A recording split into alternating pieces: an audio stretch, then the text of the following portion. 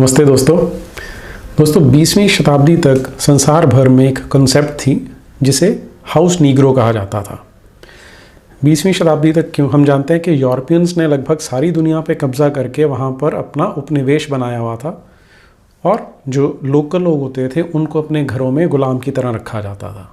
उन दिनों गुलाम दो तरह के होते थे, एक जो बाहर काम करते थे, जो खेतों में काम करेंगे, जो खान में काम करेंगे, जो बागों में काम करेंगे और मालिकों के लिए धन कमाएंगे, और दूसरे होते थे जिन्हें घर में रखा जाता था, जो घरेलू गुलाम कह सकते हैं उनको, उन्हें हाउस नीग्रो कहा जाता था। शब्द अफ्रीका से आया है क्योंकि वहाँ के लोगों को नीग्रो कहा जाता है। तो उनकी दो कैटेगरीज थी, एक हाउस नीग्रो और एक फील्ड नीग्रो। जिसके मैनर्स अच्छे होते थे, जो अपने स्वामी का ज़्यादा अच्छी तरह से देखभाल रख सकता था, उन्हें घरों में ला के रखा जाता था और उन्हें हाउस नीग्रो कहते थे। इनका जीवन आम नीग्रो से यानी फील्ड नीग्रो से ज़्यादा अच्छा होता था क्योंकि ये धूप में काम नहीं कर रहे, ये छत के नीचे हैं, लेकिन ये एक तरह से स्वामी की चाटुकारिता करते थे। और दूसरा इनका काम होता था कि ये जो बाहर वाले नीग्रो हैं उनका और मालिक के बीच में एक पुल का, एक ब्रिज का काम करते थे, क्योंकि ये दोनों की भाषा समझते थे तो उनके बीच में कम्युनिकेट करते थे, ये उनके बीच में संवाद बना के रखते थे। दुर्भाग्य से हमारे देश में आज भी ये कंसेप्ट काफ़ी हद तक लागू है। अंतर सिर्फ ये है कि ये जो गुलामी है ये यूरोपियंस की नहीं है, ये अरबों की गुलामी है। अरबों ने जब यहाँ पे हमला करना शुरू किया तो उन्होंने यहाँ पर गुलाम प्रथा लानी शुरू की थी, और आज भी वो गुलाम प्रथा आपको देखने को मिलेगी। फ़र्क सिर्फ ये है कि जो घरेलू गुलाम हैं वो आज भी ऐश करते हैं और जो सड़क पे रहने वाले हैं वो आज भी मजदूरी करते हैं। इसे समझ के देखते हैं कैसे। हमारे देश में एक आम मुसलमान को ये समझाया जाता है कि जो इस देश में इस्लाम फैला था वो तलवार के दम पे नहीं फैला था, वो तो इस्लाम मज़हब ही इतना अच्छा है, इसको सूफियों ने फैलाया और सूफियों ने भी बड़ी शांति से फैलाया। इसका सबसे अच्छा उदाहरण आपको मैं पहला घरेलू गुलाम या हाउस नीग्रो दिखाता हूँ, इसे सुनिए। We Muslims, we ruled India for about 1000 years. ये मैंने जानबूझ के यहाँ पॉज किया। आप इसका चेहरा, इसके भाव देखिए, ऐसे शो कर रहा है कि मान लो इसी के बाप दादा थे जिन्होंने राज किया था। और यही घरेलू गुलामों की निशानी होती है कि वो स्वामी का मैसेज आगे कम्युनिकेट करने में, आगे उसको प्रेषित करने में उसकी सहायता करते हैं। That time India was the most powerful country in the world. The Mughals, the Muslims. If we wanted, we could have forced every non-Muslim to accept Islam at the point of the sword. We didn't do it. Today in India, more than 80% of the Indians, they are non-Muslims. These 80% non-Muslim Indians, they are giving shahada, they are bearing witness that Islam wasn't spread by the sword. और इसी तरह के झूठे प्रचार का परिणाम है कि आज भी जो मुसलमान हैं वो अरबों की गुलामी करते हैं। आप एक एग्जांपल लीजिए, यह है अरब की राजकुमारी अमीरा, और इसे देखिए कि किस तरह से घूमती है संसार में। लेकिन जो यहाँ के गुलाम हैं वो अपनी बहू बेटियों को, अपनी पत्नियों को किस तरह से दबा के रखते हैं वो आप यहाँ देख सकते हैं। अब ये जो नैरेटिव बनाया जाता है कि हमारे देश में तलवार से नहीं फैलाया गया था, शांति से फैलाया गया था, इसके पीछे ये इस्लाम के ठेकेदारों की, दुकानदारों की अपनी एक मजबूरी है, क्योंकि उन्हें पता है कि अगर आम लोगों को ये पता लग गया कि इनके पुरखों को, इनके पूर्वजों को दबा कर, कुचल कर, मार कर, डरा कर कन्वर्ट किया गया था, तो सबका नहीं तो कुछ लोग तो ऐसे होंगे जिनका आत्मसम्मान जो है, जिनका आत्मगौरव है, जिनका ज़मीर है वो जाग जाएगा, गैरत पुकारेगी उनको, और वो इस गुलामी से बाहर निकलने की कोशिश करेंगे। और एक बार ये ट्रेंड शुरू हो गया तो इनकी दुकानदारी बहुत ज़्यादा समय तक नहीं चलेगी। इसीलिए झूठ के दम पर यह बताया जाता है कि इस्लाम जो है वो शांति से फैला था, तलवार के दम पर नहीं फैला। तो आइए देखते हैं कि जो ऐतिहासिक तथ्य हैं वो हमें क्या बताते हैं कि इस्लाम किस तरह से फैला था हमारे देश में। हमारे देश में जो इस्लामिक हमले शुरू हुए थे वो मोहम्मद के मरने के लगभग 2-4 साल बाद ही होने शुरू हुए थे। जब उमर खलीफा बना था तब से शुरू हुए, लेकिन यहाँ के लोगों ने उनको मार काट के वापस भेज देते थे। तो पहला जो इनका हमला सफल हुआ था वो सफल हुआ था सन 712 में, जब सिंध पे हमला किया था मोहम्मद बिन कासिम नाम के एक लड़ाके ने। तब सिंध का राजा दहिर होता था, और वहाँ से मैं शुरू करता हूँ ताकि आपको पता लगे कि किस तरह से इस्लाम को फैलाया गया है। पहला रेफरेंस ले रहा हूँ मैं, चच नामा एक किताब है जो अरबी भाषा में लिखी गई थी उसका अनुवाद करवाया था अंग्रेज़ों ने, और मैं जो एलियट एंड डॉसन की हिस्ट्री की पुस्तक है, history of India as told by its own historians, उसके पहले खंड में से, पहले वॉल्यूम में से पढ़ के बता रहा हूँ।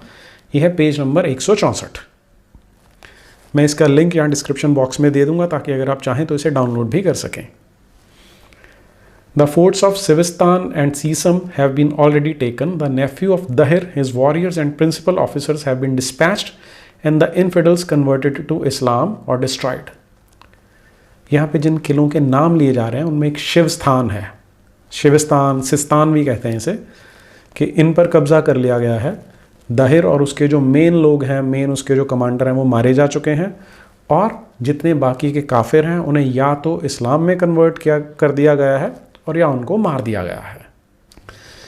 Instead of idol temples, mosques and other places of worship have been built, pulpits have been erected, the khutbah is read, the call to prayers is raised, so that devotions are performed at the stated hours. Takbir and praise to the Almighty God are offered every morning and evening. कि यहाँ पर जो मूर्ति पूजा करने वालों के मंदिर हैं वो तोड़ दिए गए हैं, मस्जिदें बना दी गई हैं, और अब यहाँ पर अजान दी जाती है, अल्लाह को याद किया जाता है, खुतबा पढ़ा जा रहा है, तकबीर पढ़ी जा रही है। इसके बाद जो जीवित बच गए थे उनके लिए मोहम्मद कासिम ने क्या किया था, जिजिया टैक्स लगाया था, जिजिया कर लगाया था, जिसके बारे में बहुत कम लोग जानते हैं। लेकिन इस कर का उल्लेख कुरान में ही आ जाता है कि अगर आप गैर मुसलमानों को ज़िंदा छोड़ते हो तो उनसे टैक्स वसूलो ताकि उनको जलील किया जा सके। उसकी कुरान में आयत है, चैप्टर नंबर 9 की आयत नंबर 29, वो मैं आपके सामने यहाँ दिखा रहा हूँ। अब यहाँ कन्वर्ट करने का एक तरीका तो तलवार के दम पे था, दूसरा ये है कि जिजिया कर लगा दो ताकि लोग बोझ तले दब के मरें, उन पे आर्थिक या फाइनेंशियल बोझ इतना डाल दो कि वो कन्वर्ट होने के लिए मजबूर हो जाएं। तो उसके बारे में यहीं पर बताया जा रहा है कि जिन्होंने तो इस्लाम कबूल कर लिया है उनको हमने छूट दे दी है, उनको जिजिया कर नहीं देना, उनको गुलामी से भी बचा दिया गया है, और जो अपने पुरखों का रिलीजन मान के चलना चाहते हैं उनके ऊपर जिजिया कर लगाया गया। उसकी 3 स्लैब्स बनाई गई हैं कि जो सबसे अमीर हैं उन लोगों को 48 दिरहम देने हैं, जो उनसे नीचे वाले स्तर पर हैं उनको 24 दिरहम देने हैं, और जो सबसे नीचे वाले स्तर पर हैं उनको 12 दिरहम जिजिया देना पड़ेगा। It was ordered that all who should become Muslims at once should be exempted from the payment, but those who were desirous of adhering to their old persuasion must pay the tribute and poll tax. जो तो मुसलमान बन जाते हैं उनसे कर लेना immediately बंद कर दो, तुरंत बंद कर दो, लेकिन जो नहीं कन्वर्ट हो रहे हैं, वो अपने पूर्वजों के रिलीजन पे रहना चाहते हैं, आत्मसम्मान रखना चाहते हैं, तो उनके ऊपर ये जिजिया वाला कर लगा दो। अब उस समय सिंध और उसके आसपास बहुत सारे ट्राइब्स होते थे, कबीले होते, जैसे एग्जांपल है अफरीदी, एक कबीला होता था, बड़ा मुख्य कबीला था। इनमें कई कबीलों को तो कन्वर्ट कर दिया गया, जो नहीं कन्वर्ट हुए उनके बारे में क्या बताया जाता है। All unconverted tribes were without exception liable to pay the capitation tax jizya, which, as it was religious as well as a political duty to collect, was always exacted with rigor and punctuality and frequently with insult. कि जितने कबीले convert नहीं हुए उन पर जिजिया कर लगाया जाता था और उसे पूरी क्रूरता से वसूल किया जाता था, और अक्सर इसे वसूलते हुए लोगों को इंसल्ट की जाती थी, उनको नीचा दिखाया जाता था। और जिन्होंने इस्लाम कबूल नहीं किया था उन पर ये मजबूरी में टैक्स लगाया जा रहा था ताकि उनको भी फोर्स किया जा सके कि वो कन्वर्ट किए जा सकें। तो आप देख सकते हैं कि इस्लाम की कोई खूबसूरती ऐसी नहीं पेश की जा रही थी जिसके कारण लोगों ने कन्वर्ट होना है। ये बिल्कुल स्टार्टिंग की बात बता रहा हूँ, तब भी या तो तलवार के दम पर या जिजिया कर लगा के उनको फाइनेंशियली दबाना और फिर उनकी इंसल्ट करना ताकि इंसल्ट से बचने के लिए ही लोग इस्लाम कबूल कर लें।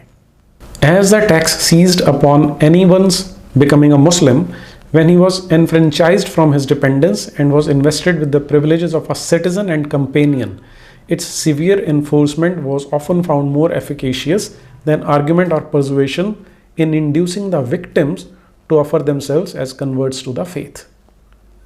कि जब मुसलमान बनते थे तो उनको आम नागरिक माना जाता था, जिसका मतलब ये है कि जो जिजिया नहीं दे रहे उनको नागरिकों वाले अधिकार भी नहीं दिए जाते थे। तो आप देख सकते हैं किस तरह से काम हुआ होगा। और फिर वो बड़े गर्व से बता रहे हैं कि जिजिया लगाने का फ़ायदा हमें यह है कि ना तो हमें समझाना पड़ता है ना कन्विंस करना पड़ता है, इसके डर से लोग अपने आप ही मुसलमान बन जाते हैं। For the professing Mohammedan had but to pay the tithe for arms and the import and export duties of 1 in 40 or 2.5%। क्योंकि जो मुसलमान बन जाता था उसे केवल 2.5% ज़कात देना होता था, उसके अलावा उसके ऊपर कोई टैक्स नहीं लगाया जाता था। अब आप कल्पना कीजिए कि आज तो ये जो घरेलू गुलाम हैं ये हमारे देश के आम मुसलमानों को बरगलाने की कोशिश करते हैं कि बहुत अच्छा मज़हब है और इसको फैलाया प्यार से गया था। लेकिन यहाँ आपको दिखाई देगा कि जैसे ही मोहम्मद बिन कासिम को वापस बुलाया खलीफा ने और उसका मर्डर कर दिया, तो इमीडिएटली जितने लोग कन्वर्ट हुए थे वो सारे के सारे वापस हिंदुज़म में आ जाते हैं, वापस मूर्ति पूजा शुरू कर देते हैं। ये भी हमें इसी चचनामा में से देखने को मिल जाता है। देखिए वो क्या बताता है। The people of India had returned to idolatry, excepting those of Kassa, and the Muslims had no place of security in which they could take refuge. So he built a town on the other side of the lake facing India and called it Al-Mahfuz. अब ज़ोर ज़बरदस्ती से बनाएंगे तो यही होगा कि वो वापस कन्वर्ट हो जाते थे। नॉर्मली क्या होता है कि जब तो 2, 3, 4 पीढ़ियाँ गुजर जाती हैं तब तक तो ओरिजिनल भूल जाते हैं कि हमें ज़ोर ज़बरदस्ती की गई थी, जैसा कि हमारे देश के बहुत सारे मुसलमानों का हाल है। वो भूल गए हैं कि उनके पूर्वजों पर क्या अत्याचार हुए थे। लेकिन यहाँ क्योंकि एक ही पीढ़ी के अंदर अंदर ये सब हो गया कि मोहम्मद बिन कासिम आया, जीता और फिर यहाँ से निकल गया, तो लोग वापस मूर्ति पूजा करनी शुरू कर देते हैं, वापस हिंदू धर्म में, सनातन धर्म में वापस आ जाते हैं। और अब क्योंकि मुसलमान थोड़े से थे, विदेशी थे, सीरिया से खींच के लाया गया था इन्हें, तो वो अपने आप को सुरक्षित नहीं पाते थे। तो नया जो खलीफा था उसने सिंधु नदी के पार एक छोटा सा शहर बसाया जिसे अल महफूज कहा गया, कि इतनी सी जगह जहाँ पर मुसलमान महफूज रह सकते हैं। तो ये सिर्फ एक सिंध के एग्जाम्पल से आप समझ सकते हैं कि किस तरह से बर्बरतापूर्वक हमारे देश के लोगों को मुसलमान बनाया गया था। इनफैक्ट आज भी सिंध में एक मूवमेंट चल रही है जिसे जीवे सिंध कहा जाता है, और वो लोग अब क्योंकि धीरे धीरे सच्चाई उनके सामने आ रही है तो वो मोहम्मद बिन कासिम को अपना हीरो मानने की बजाय राजा दहिर को अपना हीरो मानते हैं।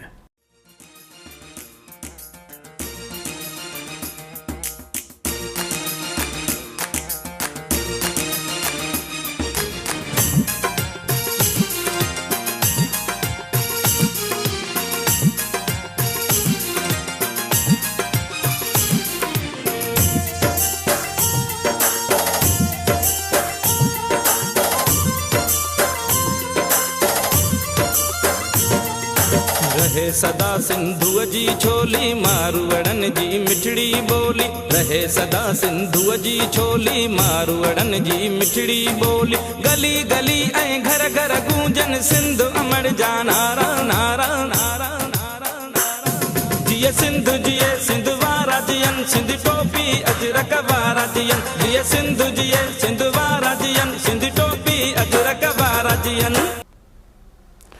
मुझे आशा है कि सच्चाई जानने के बाद हमारे देश में भी ऐसा ही होगा कि आज जो लोग मोहम्मद गौरी को और औरंगज़ेब को अपना हीरो मानते हैं वो फिर पृथ्वीराज चौहान को, महाराणा प्रताप को और शिवाजी को अपना हीरो मानना शुरू कर देंगे। अगला एग्जाम्पल लेते हैं। उसके बाद आया महमूद गजनवी, उसने भी मारकाट मचाई। फिर उसके बाद उसका एक भतीजा आया था जिसका नाम मसूद था। अब मैं मसूद के समय का एग्जाम्पल देता हूँ आपको, यानी गजनवियों के समय का एग्जाम्पल आता है अब ये 300-400 साल बाद। महमूद तो आता था, लूटपाट के वापस चला जाता था। अब मसूद की कोशिश ये थी कि यहाँ पर कब्ज़ा करके रखा जाए, तो उससे उसके लोगों ने कुछ क्वेश्चन पूछे कि भाई हमें यहाँ पर किस तरह से बर्ताव करना है। तो उसका एग्जाम्पल क्या देता है वो देखिए। This has been the principle of my ancestors from the time of Asadullah Ghalib until now to convert unbelievers to the one God and the Musalman faith. If they adopt our creed well and good, if not we put them to the sword. कि मेरे पूर्वजों का गालिब के समय से ही ये असूल रहा है कि जहाँ भी जाओ इस्लाम फैलाना है तो जो बन जाते हैं मुसलमान उनको छोड़ दो और बाकियों को मार दो, तलवार से उनका गला काट दो।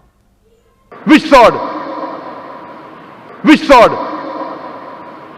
अब ये पीरियड भी छोटा सा था। उसके बाद फिर कुतुबुद्दीन ऐबक आता है लगभग 250 साल बाद। और वो जब यहाँ कब्जा करना शुरू करता है तो वो भी सेम ट्रेंड पे चलता है, वो भी सेम पैटर्न है। यहाँ पे वो बता रहा है कि उन्होंने जब हमला किया कोल पे, बनारस पे, जमुना के आसपास पहुँच गए थे वो, कि हमने भी यहाँ पर कई किलों को जीत लिया है। तो उसके बाद वो क्या बता रहा है, Those of the garrison who were wise and acute were converted to Islam, but those who stood by their ancient faith were slain with the sword. Which sword? Which sword? कि जो किले में जो सैनिक थे उनमें से जो तो चालाक थे उन्होंने तो इस्लाम को कबूल कर लिया, लेकिन जो अपने पूर्वजों के राह पर चलना चाहते थे उनको हमने तलवार से उनके सर काट दिए। The nobles and chiefs of the state entered the fort and carried off much treasure and countless plunder, including 1000 horses. अब ये जो हमारे देश के जो क्षत्रिय होते थे वो कभी भी आम लोगों को ना तो मारते थे ना लूटपाट करते थे, लेकिन ये जो इस्लामिक आक्रांता आ रहे थे ये सिर्फ क्योंकि लुटेरे ज़्यादा थे, तो आगे वो यही बता रहे हैं कि जैसे ही किलों में घुसते थे तो लूटपाट मचानी शुरू कर देते थे और खजाना लूट लिया, जितना हो सकता था उतना उठा के वहाँ से ले आया करते थे। ये है असलियत जो आम लोगों से छुपाई जाती है। अब ये कुतुबुद्दीन ऐबक जो था ये तो था 12वीं सदी में।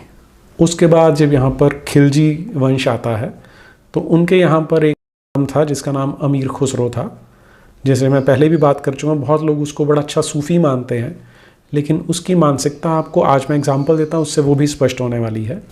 अब उसकी एक रचना है घरतुल कमाल करके, इसमें एक उसकी मसनवी है मिफ्तुल फतह, मैं उसमें से ये रेफरेंस ले रहा हूँ। On Saturday, the 10th of Shaban, the army marched from that spot in order that the pure tree of Islam might be planted.